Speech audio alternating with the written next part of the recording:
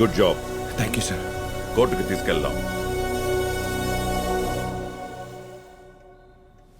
ఆ కేసులో ప్రమోషన్ వచ్చి నల్గొండ ట్రాన్స్ఫర్ అయ్యారు. ఏమండి నేను ఒకటి చెప్తాను, వింటారా? ఏంటలా చూస్తున్నారు, చెప్పండి. ఆయన దగ్గరికి వెళ్ళి నా సస్పెన్షన్కి హెల్ప్ చేయమని అడగాలి, అంతే కదా? చచ్చినా అడుగును. ముక్కు మొహ తెలియని వాళ్ళని పోయి అడుగుతున్నారుగా, ఈయన అడిగితే మీ సొమ్మేం పోతుంది? ఎలా అడగమంటావు కవి? 10 ఏళ్ళగా కాంటాక్ట్ లో లేని ఒకరి దగ్గరికి వెళ్ళి ఎలా హెల్ప్ అడగను? మనకి కావాలంటే మనం అడిగి తీరాలండి. నా వల్ల కాదు. ఇన్నేళ్ల తర్వాత యూనిఫామ్ లేకుండా ఆయన కలవడం నాకు ఇష్టం లేదు. కొంచెం ఓపిక పట్టు కవి.